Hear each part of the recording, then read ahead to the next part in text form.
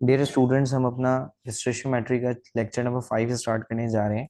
इस लेक्चर के अंदर हम दो चीज़ें डिस्कस करेंगे। एक परसेंटेज कॉम्पोजिशन और दूसरा सॉल्यूशन स्टोइशियोमेट्री। हम परसेंटेज कॉम्पोजिशन से स्टार्ट कर रहे हैं। देखें, परसेंटेज कॉम्पोजिशन का मतलब क्या होता है। परसेंटेज कॉम्पोजिशन का मतलब ये है कि किसी भी कंपाउंड में उसके जो एलिमेंट्स हैं उनकी परसेंटेज क्या है। फॉर एग्जाम्पल, अगर हम वाटर की बात करते हैं तो वाटर के अंदर हाइड्रोजन कितने परसेंट है, वाटर के अंदर ऑक्सीजन कितने परसेंट है, तो इसे हम कहेंगे परसेंटेज कॉम्पोजिशन ऑफ वाटर। इसी तरह से अगर हम ग्लूकोज की बात करें तो ग्लूकोज का फॉर्मूला क्या है, C6H12O6। तो C6H12O6 में अगर हम ये कहें कि ग्लूकोज के अंदर कार्बन की कितनी परसेंटेज है, ग्लूकोज के अंदर हाइड्रोजन की कितनी परसेंटेज है, ग्लूकोज के अंदर ऑक्सीजन की कितनी परसेंटेज है, तो हम इसे कहेंगे परसेंटेज कॉम्पोजिशन ऑफ ग्लूकोज। तो इसकी एक प्रॉपर डेफिनेशन है, मैं इसकी एक प्रॉपर डेफिनेशन आपके लिए लिख देता हूँ। The percent by mass, the percent by mass of each element, यानी हर एक एलिमेंट की मास की परसेंटेज उसके कंपाउंड में, इसे हम क्या कहते हैं, percentage composition of a compound. क्या कहते हैं, percentage composition of a compound. चले, अब हम इसके कुछ न्यूमेरिकल्स करेंगे। और इसके जो न्यूमेरिकल्स हैं वो दो तरह के हैं। आसान न्यूमेरिकल्स हैं, बिल्कुल आसान न्यूमेरिकल्स हैं, न्यूमेरिकल मुश्किल नहीं है। चलें, अब हम इसके पहले न्यूमेरिकल की तरफ चलते हैं जल्दी से। देखिए, सबसे पहले न्यूमेरिकल में वो आपसे कह रहा है कि calculate the mass percent of calcium in limestone. यानी लाइमस्टोन के अंदर कैल्शियम की परसेंटेज बताइए। तो हम लाइमस्टोन के अंदर कैल्शियम की परसेंटेज कैलकुलेट कर देते हैं। अब फॉर्मूला देखिएगा, बिल्कुल सिंपल है। आपने जिस चीज़ की परसेंटेज मालूम करनी है, किसकी परसेंटेज मालूम करनी है, आपने calculate the mass percent of calcium. तो आप लिखेंगे परसेंटेज ऑफ कैल्शियम बराबर है मास ऑफ कैल्शियम। ठीक है, जिस चीज़ की परसेंटेज आपको मालूम करनी होगी उसे आप ऊपर रखेंगे और टोटल मास को आप नीचे डिवाइड में लिखेंगे। तो नीचे हम लिख देते हैं जल्दी से टोटल मास, और परसेंटेज के लिए आप 100 से मल्टीप्लाई कर देंगे। ये फॉर्मूला आपने याद रखना है। जिसका मास है उसे ऊपर, टोटल मास को नीचे, जिसकी परसेंटेज मालूम कर रहे हैं उसे ऊपर, टोटल मास को नीचे डिवाइड में और 100 से मल्टीप्लाई। चलें भाई, अब एक एक करके हम इसमें वैल्यूज पुट करते हैं। सबसे पहले कैल्शियम का मास। तो देखिए फॉर्मूला क्या है, CaCO3, राइट। अब इसमें एक ही कैल्शियम है और कैल्शियम का मास कितना होता है, 40। एटॉमिक मासेस आपको याद होने चाहिए, और एटॉमिक मासेस में एक बात आपने और याद रखनी है कि एटॉमिक मासेस में हम जो रेफरेंस यूज करते हैं वो C12 यूज करते हैं। ठीक है, ये बात मैंने एडिशनल एक MCQs के लिए बता दी कि C12 को रेफरेंस यूज करते हुए हम बाकी एलिमेंट्स का एटॉमिक मास निकालते हैं। ठीक है, कार्बन 12, ये वैल्यू याद कर लीजिएगा। जस्ट एक नॉलेज के लिए मैंने आपको बता दी, MCQs में पूछ सकता है आपसे। ठीक है, तो कैल्शियम का मास 40 होता है, बट अब हमें क्या रखना है, टोटल मास। सो कैल्शियम का 40, कार्बन का 12, ऑक्सीजन का 16, और कितने, 3, तो 3 से मल्टीप्लाई कर दिया। चलें, 2 + 0 2, 1 + 4 5, तो ये हो गया 52। 16 3 से कितना होता है मुन्ने, 48। मैंने आपसे पहले भी कहा है कि 1 से लेकर 20 तक के टेबल्स आपको याद होने चाहिए। सो 8 और 2 कितने होते हैं, 10, तो 0 यहाँ, 1 ऊपर। 4 और 9 कितने होते हैं, 4 और 5 कितने होते हैं, 9। अब एक प्लस कर दें तो कितना हो गया, 10। यानी कि टोटल मास कितना है, 100। अब परसेंटेज के लिए 100 से मल्टीप्लाई करें हम, तो 100 से 100 कैंसिल हो गया, और हमारे पास जो परसेंटेज ऑफ कार्ब कैल्शियम निकल के आया है वो परसेंटेज ऑफ कैल्शियम कितना है, 40%। राइट। अब इसी की तरह एक और न्यूमेरिकल है, और बहुत आसान न्यूमेरिकल है, ये इतनी मुश्किल नहीं है बिल्कुल भी। चलें, अब मैं आपके लिए दूसरा न्यूमेरिकल लिख दूं जरा जल्दी से। देखिए दूसरे न्यूमेरिकल में वो आपसे कह रहा है कैलकुलेट द मास परसेंट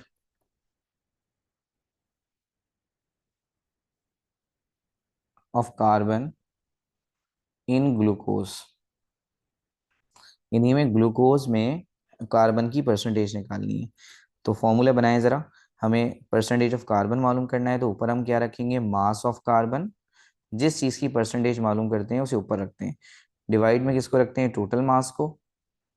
और मल्टीप्लाई कर देते हैं किससे, 100 से। चलें, ग्लूकोज का फॉर्मूला क्या होता है, C6H12O6। चलें, अगर हम इसमें से कार्बन का मास देखें तो देखें कार्बन का मास होता है 12, बट कार्बन है कितने, 6। तो 12 6 × 72। मैंने आपसे कई बार अर्ज किया है कि आपने 1 से लेके 20 तक के टेबल्स याद करने। सो कार्बन का मास कितना है, 72। एक कार्बन का नहीं रखना, जितने भी कार्बन होंगे सबका मिला के रखना है। डिवाइड में हमें क्या रखना है, टोटल मास। चलें टोटल मास भी कैलकुलेट कर लेते हैं जल्दी से। सबसे पहले स्पीशी है C6, यानी 12 × 6। देन हाइड्रोजन, तो 1 होता है हाइड्रोजन का, और हाइड्रोजन है कितने, 12, यानी 12 प्लस। फिर ऑक्सीजन है, ऑक्सीजन का 16 होता है, बट ऑक्सीजन है कितने, 6 हैं। तो 16 × 6। देन 12 6 × 72, 12 1 × 12, 16 6 × 96। लेकिन जब तक आप 20 तक के टेबल्स याद नहीं करेंगे आप परफॉर्मेंस नहीं दे पाएंगे। चलें, 6 और 2 8, +2 10। तो 0 यहाँ, 1 जहन में रख लेंगे। फिर सिमिलरली आपने क्या करना है, 9 + 1 10, और 10 + 7 17। अब 17 में 1 प्लस कर दें तो कितना हो गया, 18। यानी जो मास आ रहा है वो कितना आ रहा है, 180। Total mass is 180। मल्टीप्लाई किससे कर देंगे, 100 से। अब इसे कैंसिल आउट करें, 0 से 0 कैंसिल। 18 1 जा 18, 18 4 जा 74। एक से लेके 20 तक के टेबल अगर आपको याद नहीं है आप परफॉर्म नहीं कर सकते, बार बार मैं कह रहा हूँ। अब 4 10 जा कितना हो गया, 40। तो कार्बन की कितनी परसेंटेज आ रही है, कार्बन की परसेंटेज आ रही है 40। अब इसी तरह का एक न्यूमेरिकल और करके फिर हम इसके सेकंड केस की तरफ चलते हैं। न्यूमेरिकल नंबर 3 देखिएगा, लिखा हुआ है calculate the mass percent of hydrogen in water. हमें वाटर के अंदर हाइड्रोजन की परसेंटेज मालूम करनी है। सो फॉर्मूला क्या होगा, परसेंटेज ऑफ हाइड्रोजन बराबर है किसके, मास ऑफ हाइड्रोजन के, divided by total mass multiply by 100। चलें न्यूमेरिकल को सॉल्व करने की कोशिश करते हैं। हाइड्रोजन का मास कितना होता है भाई, 1। हाइड्रोजन है कितने, 2 हैं, तो कितना हो गया, 2। यानी हाइड्रोजन का जो मास आ रहा है वो कितना आ रहा है, 2। तो हम लिख देते हैं जल्दी से, परसेंटेज ऑफ हाइड्रोजन में मास ऑफ हाइड्रोजन कितना है, 2। अब हम टोटल मास निकालते हैं जल्दी से। तो वाटर का अगर हम टोटल मास कैलकुलेट करें तो फॉर्मूला क्या है, H2O। हाइड्रोजन का मास 1 होता है, मल्टीप्लाई किससे करेंगे, 2 से। फिर ऑक्सीजन है, ऑक्सीजन का मास कितना होता है, 16। तो 1 2 2 +16। तो 2 और 16 यानी 2 और 16 कितने होते हैं, 18। यानी कि टोटल मास कितना आ रहा है, 18। तो हम डिवाइड कर देंगे 18 से, मल्टीप्लाई कर देंगे 100 से। चलें, अब हम इसे कैंसिल करेंगे, 2 1 2, 2 9 18। अब आप क्या करेंगे, अब आप इसे डिवाइड करें, देखिए नीचे वाला नंबर बाहर आता है और ऊपर वाला नंबर अंदर आता है, तो ऊपर से सिर्फ 100 बचा है। अब 9 के टेबल में 10 तो नहीं आता, बट 9 आता है। कितने पर आता है, 1 पर आता है। सही है। अब यहाँ से क्या बचा, 1। अब 10 में से 9 गए तो 1 बचा, और एक 0 एज इट इज बच गया, उसको भी लिख दें। तो 9 की टेबल में 10 नहीं आता बट 9 आता है। कितने पर आता है, 1 पर आता है, तो दोबारा 1 लिखा। अब 1 बचा है लेकिन 9 की टेबल में 1 नहीं आता, तो इसलिए हमने पॉइंट लगा के क्या लगा देना है, 0। तो 9 की टेबल में 10 नहीं आता बल्कि कितना आता है, 9 आता है। कितने पर आता है, 1 पर आता है। क्या बचा, 1। फिर दोबारा 0 लगा के, 9 की टेबल में 10 नहीं आता बल्कि 9 आता है। फिर कितने पर आता है, 1 पर आता है। फिर क्या बचा, 1 बचा। तो ये 11.111111 ये वैल्यू चलती रहेगी तो बस हम इसको सिंपल लिख देंगे 11.11%। राइट। यहाँ पर आपके एक तरह के न्यूमेरिकल्स पहले वाले टॉपिक के क्या हो गए। डियर स्टूडेंट्स, ये सेकंड केस है न्यूमेरिकल्स का, और इसमें एक नया फॉर्मूला यूज़ होगा, बट न्यूमेरिकल इतना मुश्किल नहीं है, गौर से पढ़ेंगे। You have a 10 gram sample. आपके पास एक सैंपल है जिसका मास कितना है 10 ग्राम्स, तो हम इसे कह सकते हैं, क्योंकि ग्राम है तो ये मास की यूनिट हुई, तो हम इसे कह देते हैं मास ऑफ सैंपल। ठीक है। तो हमें जो सैंपल का मास है वो कितना दिया हुआ है 10 ग्राम्स। आगे चलते हैं। फिर लिखा हुआ है of a metal alloy that contains only aluminium and zinc. इसके अंदर एल्यूमिनियम भी है और इसके अंदर जिंक भी है। If the sample is 36% aluminium, और इसमें एल्यूमिनियम की जो परसेंटेज है वो कितनी दी हुई है, एल्यूमिनियम की परसेंटेज दी हुई है 36। अच्छा, अगर एल्यूमिनियम की परसेंटेज 36 है तो जिंक की कितनी परसेंटेज होगी। हमें पता है कि टोटल परसेंटेज 100 होती है, तो अगर 100 में से हम एल्यूमिनियम को माइनस कर दें, ठीक है, क्योंकि वो क्या कह रहा है कंटेन्स ओनली एल्यूमिनियम और जिंक, यानी इसमें सिर्फ एल्यूमिनियम और जिंक ही है बस, और कुछ नहीं है। तो अगर हम 100 में से एल्यूमिनियम को माइनस कर देंगे तो हमारे पास जिंक की परसेंटेज आ जाएगी। तो 100 में से अगर हम 36 को निकालते हैं तो ये बचता है 64। अब जरा एक दफा और सुनिए। मास ऑफ सैंपल 10 ग्राम है, एल्यूमिनियम की परसेंटेज 36 है, जिंक की परसेंटेज 64 है। अब वो आपसे न्यूमेरिकल में क्या पूछ रहा है, कह रहा है what masses of aluminium and zinc. आपने एल्यूमिनियम का भी मास बताना है और आपने जिंक का भी मास बताना है। चलें, पहले हम काम कर लेते हैं एल्यूमिनियम के मास के लिए। देखें फॉर्मूला क्या होगा। एल्यूमिनियम का मास निकाल रहे हैं तो एल्यूमिनियम की परसेंटेज रखेंगे, डिवाइड कर देंगे 100 से, और मल्टीप्लाई कर देंगे मास ऑफ सैंपल से।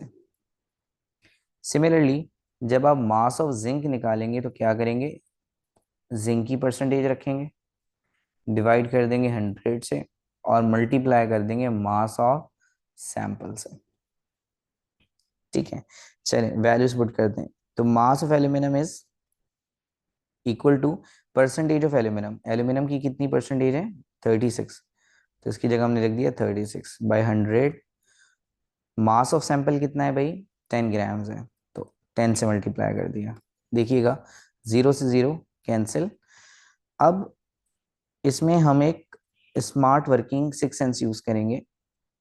वो क्या है कि देखें, जब भी आप किसी भी नंबर को 0 से डिवाइड करेंगे, यानी 10 से, 100 से, 1000 से, तो उस वैल्यू में जितने जीरोस आएंगे उतने ही डिजिट्स के बाद पॉइंट लग जाएगा। फॉर एग्जांपल अगर किसी चीज को आप 10 से डिवाइड करते हैं तो 10 में एक जीरो आता है, तो जो पॉइंट लगेगा वो एक के बाद लगेगा।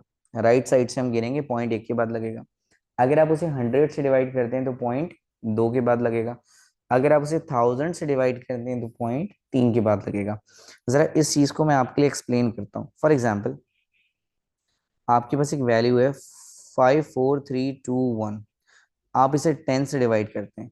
तो जब आप इसे 10 से डिवाइड करेंगे तो देखें 10 में एक जीरो है, तो आफ्टर डिवीजन ये क्या हो जाएगा 5432.1। तो मैंने क्या करा, राइट से एक गिन के मैंने पॉइंट लगा दिया।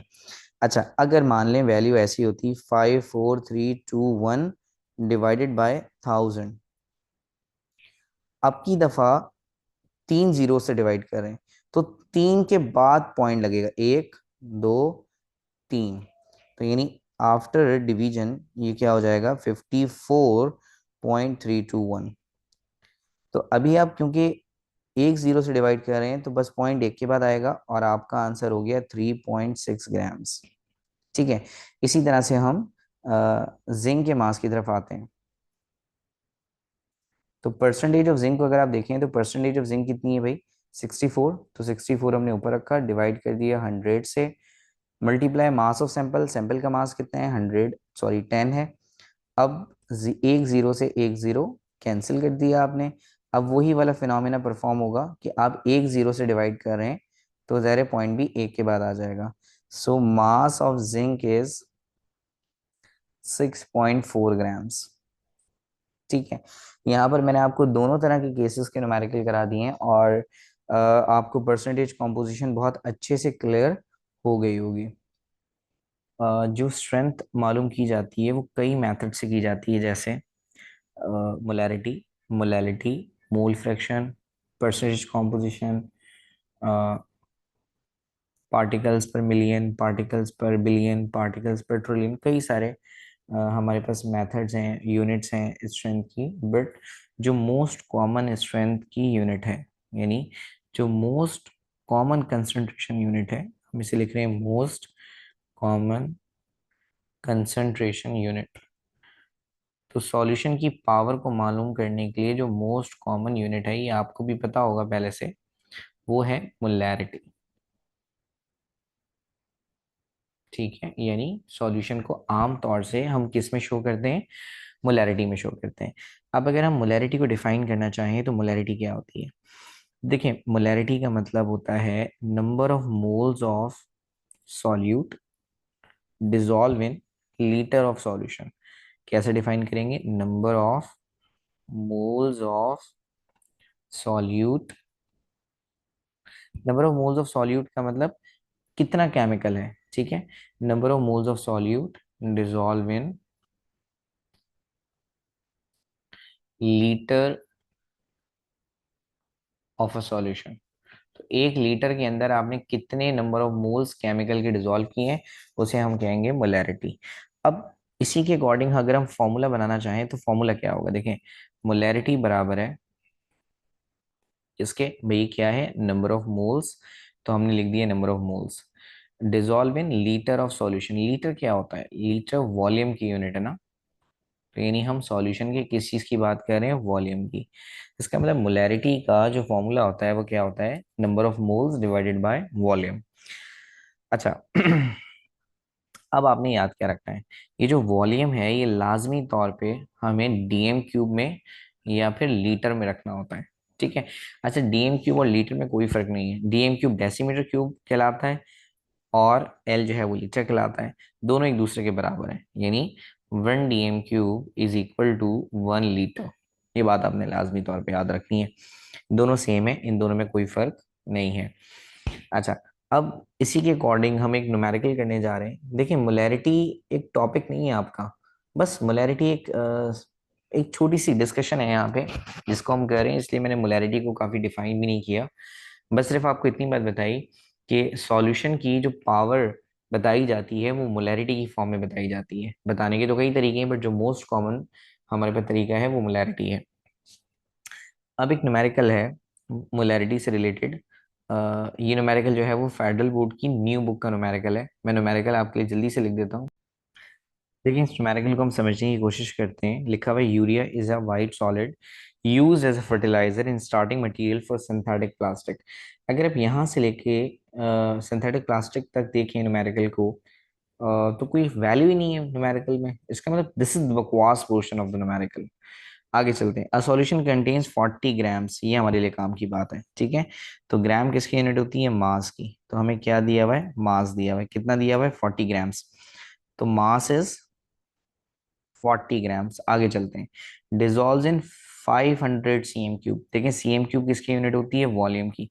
तो हमें जो वॉल्यूम दिया हुआ है वो कितना दिया हुआ है? 500 सीएम क्यूब। और हमसे क्या कह रहा है? कह रहा है कैलकुलेट द मोलैरिटी। आपने क्या बताना है? मोलैरिटी बतानी है।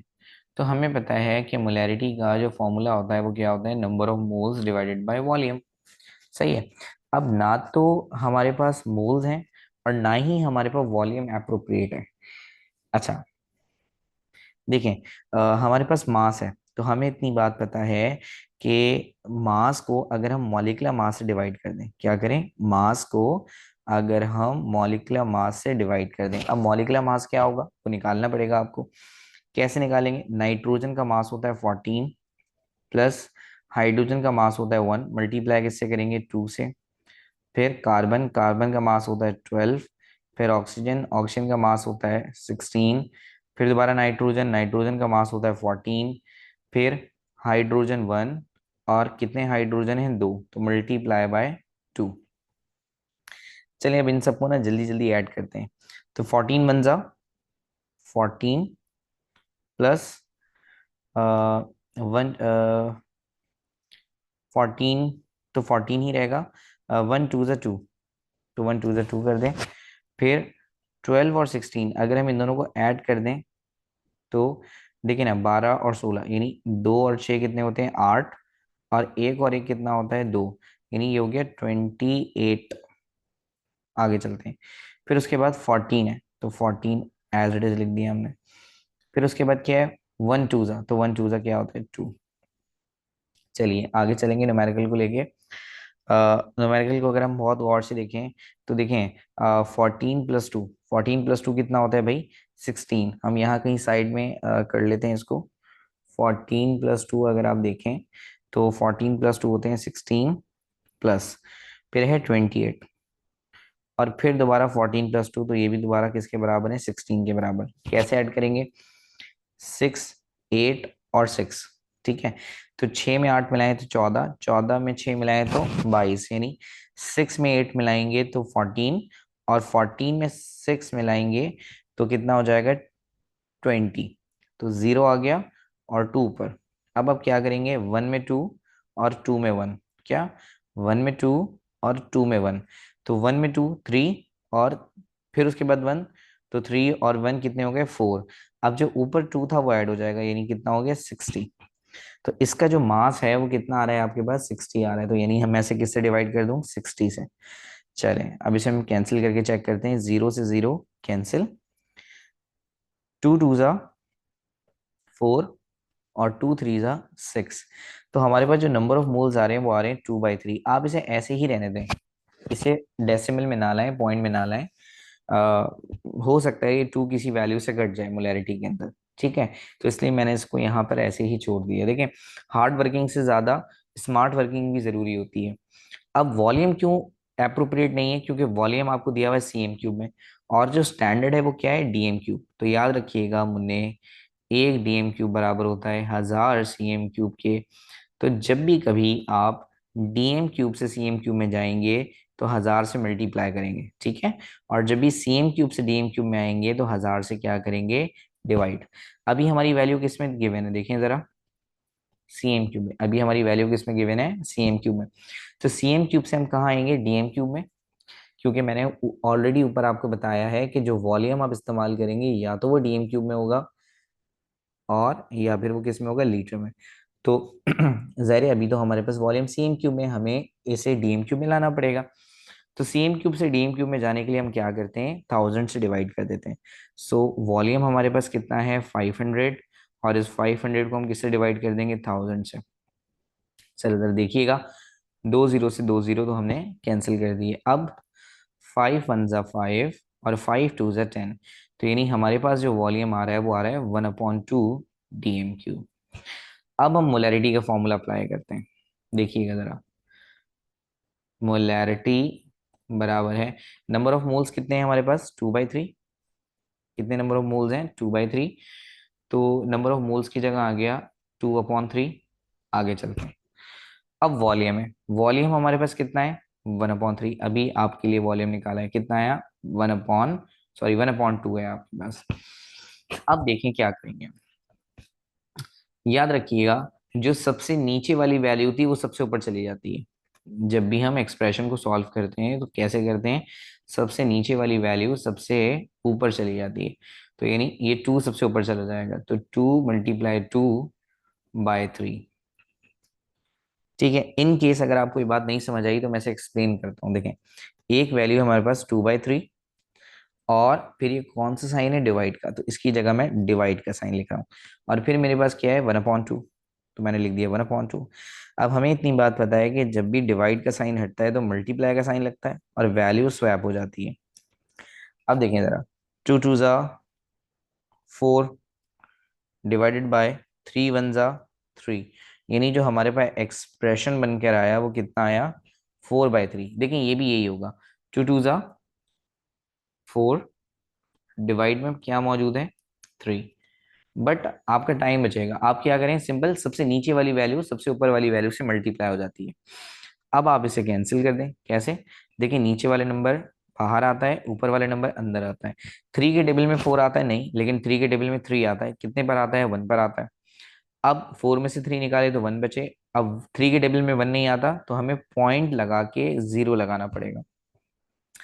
क्या 3 के टेबल में 10 आता है? नहीं, बट 3 के टेबल में 9 आता है।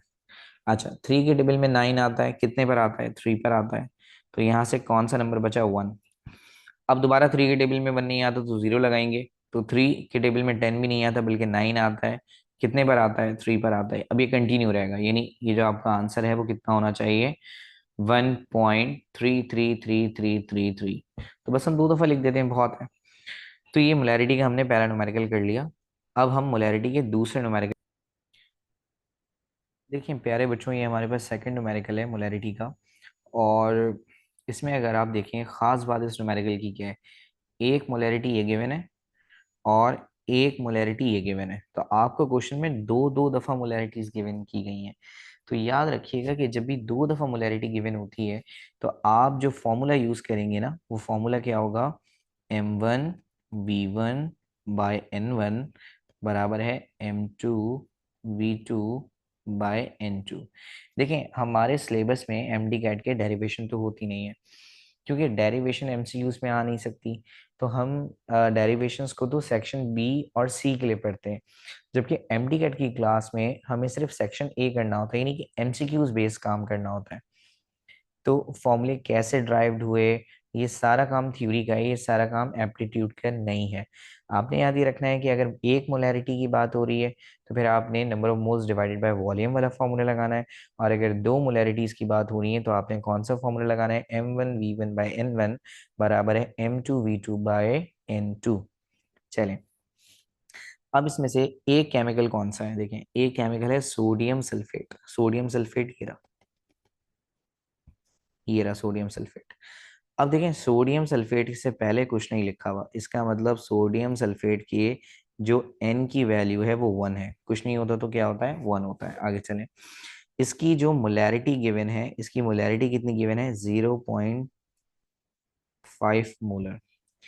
अच्छा, जबकि इसका वॉल्यूम कितना गिवन है? इसका वॉल्यूम नहीं गिवन, कह रहा है व्हाट वॉल्यूम। अमेरिकन में क्या कह रहा है? व्हाट वॉल्यूम, यानी इसका वॉल्यूम हमें नहीं पता।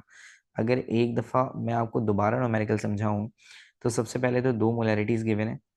जब भी दो मोलैरिटीज की बात करेगा तो फॉर्मूला कौन सा लगाएंगे? m1v1/n1 बराबर है m2v2/n2। अच्छा, अब आगे देखें, केमिकल लिखा हुआ है सोडियम सल्फेट। अब सोडियम सल्फेट किसे कहते हैं? पहले वाले केमिकल को Na2SO4 को सोडियम सल्फेट पढ़ते हैं। तो सोडियम सल्फेट की मोलैरिटी कितनी है? 0.5। तो मैंने सोडियम सल्फेट की मोलैरिटी लिख दी 0.5। अच्छा, सोडियम सल्फेट से पहले कुछ लिखा नहीं है देखें इक्वेशन में, तो इसका मतलब इसके नंबर ऑफ मोल्स कितने हैं? 1 है।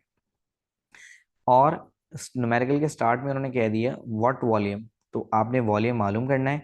इसका मतलब मैंने वॉल्यूम के आगे क्या बना दिया? Question mark. आगे चलते हैं, will react with 275 cm cube of 0.25 barium chloride. अगला केमिकल कौन सा है? बेरियम क्लोराइड है। अब बेरियम क्लोराइड कहाँ है? ये बेरियम बेरियम क्लोराइड ही रहा। तो बेरियम क्लोराइड का वॉल्यूम कितना गिवन है? देखें, 275 cm क्यूब, जबकि इसकी मोलैरिटी कितनी है? 0.25। तो मैं लिख देता हूँ इसकी मोलैरिटी कितनी है? 0.25। अच्छा, इसके साथ भी कोई नंबर नहीं है, इसका मतलब इसके नंबर ऑफ मोल्स भी हम क्या सपोज करेंगे? 1। अब ये जो हमारे पास पहला वाला डेटा है ना, देख रहे हैं आप, ये जो हमारे पास पहला वाला डेटा है ये किसका हो गया? Na2SO4 के लिए। और जो हमारे पास सेकंड वाला डेटा है ये किसके लिए हो गया? बेरियम क्लोराइड के लिए। तो मैं इसको लिख रहा हूँ BaCl2। चलें, अब हम क्या करेंगे, एक एक करके जरा वैल्यूज पुट करते हैं। देखिएगा जरा, सबसे पहले मोलैरिटी, तो मोलैरिटी कितनी है पहले केमिकल की? 0.5, तो हमने इसकी जगह लिख दिया 0.5। वॉल्यूम कितना है? वॉल्यूम हमें मालूम करना है, तो V के आगे बस हम सिंपल वॉल्यूम ही रख के छोड़ देते हैं। नंबर ऑफ मोल्स कितने? 1, तो नंबर ऑफ मोल्स की जगह आ गया 1। आगे चलते हैं, सेकंड वाले केमिकल जो कि बेरियम क्लोराइड है, तो बेरियम क्लोराइड की मोलैरिटी कितनी है? 0.25। हम इसकी जगह लिख देते हैं 0.25। इसका वॉल्यूम कितना है? इसका वॉल्यूम है 275 cm क्यूब। अब आप कहेंगे कि मैंने cm क्यूब में ही क्यों रखा, मैंने dm क्यूब में क्यों नहीं कन्वर्ट किया? अगर वॉल्यूम दिया हुआ है और वॉल्यूम ही आप मालूम कर रहे हैं तो आप आंसर भी cm क्यूब में निकाल दें। ठीक है,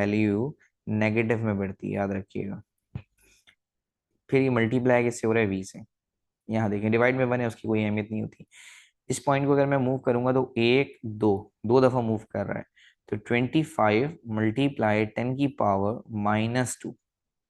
ठीक है, क्योंकि दो दफा लेके गए पॉइंट, मल्टीप्लाई 275।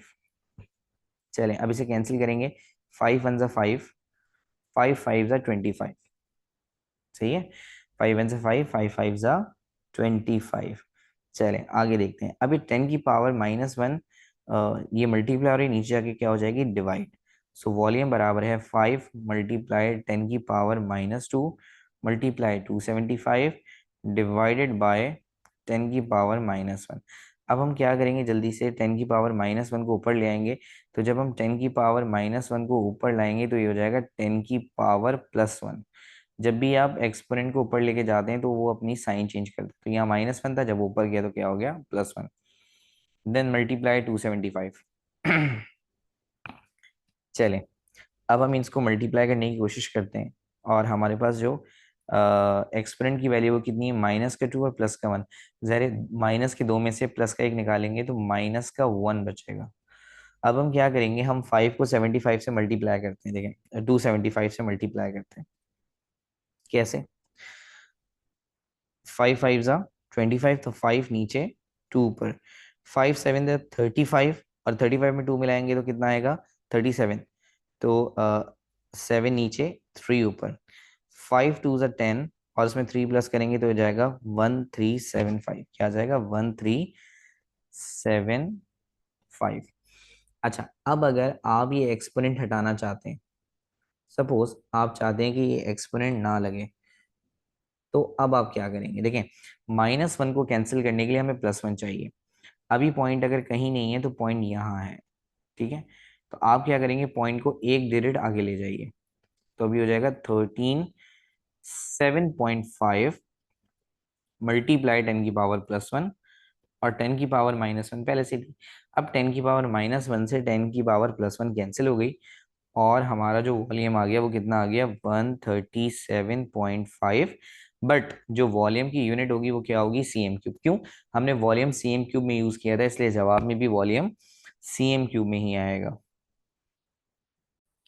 डियर स्टूडेंट्स, अभी हम इसी की तरह एक और न्यूमेरिकल करेंगे, और ये न्यूमेरिकल भी आपका फेडरल बोर्ड के न्यू सिलेबस से है। जल्दी से मैं आपके लिए क्वेश्चन लिख देता हूँ ताकि हम इसे सॉल्व कर लें।